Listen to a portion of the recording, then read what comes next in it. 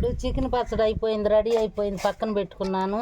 ఇప్పుడు రొయ్యల పచ్చడి పట్టుకుపోతున్నా. చూడండి, ఒకసారి అల్లం చిన్నులపాయ పేస్ట్ వేసుకున్నాను, వేయించింది. ఇప్పుడు సాల్ట్ వేసుకుంటున్నాను, తగినంత సాల్ట్.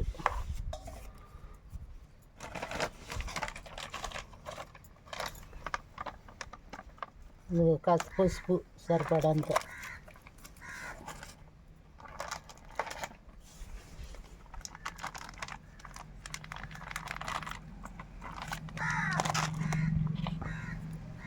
మెంతులు, ఆవాలు పొడి చేసుకుని పెట్టుకున్నా కదండి ఇందాక, అది. ఇప్పుడు చికెన్లోకైనా ఇదే పొడి, రొయ్యల్లోకైనా ఇదే పొడి, రొయ్యల పచ్చడికైనా.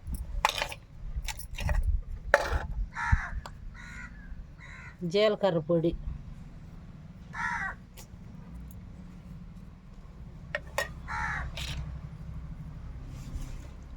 గసాలు పొడి,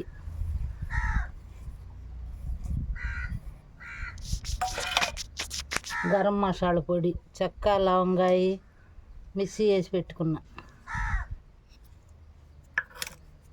ఇప్పుడు సరిపడా కారం,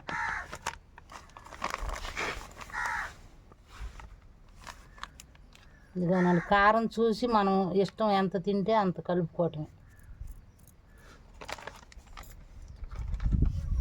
అంత ముక్కలో పట్టేలా కలుపు. ఇదంతా ముక్కలో పట్టేటట్టు మనం చేయబెట్టి కలుపుకోవాలి. స్పూన్కి కలవదు సరిగా.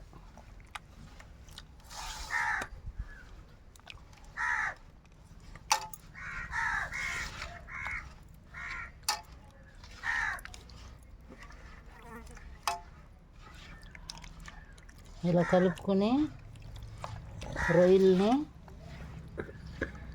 రొయ్యలు పెద్ద పెద్ద రొయ్యలు తీసుకొస్తున్నానండి ఈసారి. చిన్న రొయ్యలు కూడా కలుపుకోవచ్చు.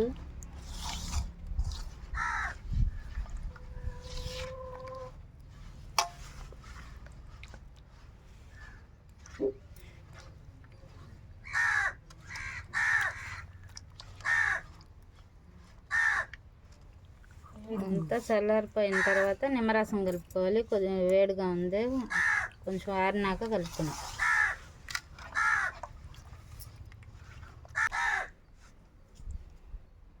చక్క.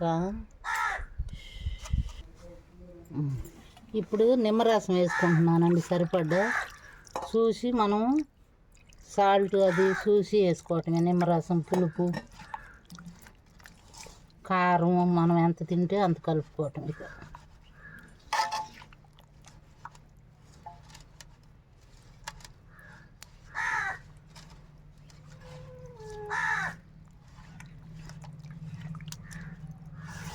అంతేనండి, అయిపోయింది రొయ్యల పచ్చడి.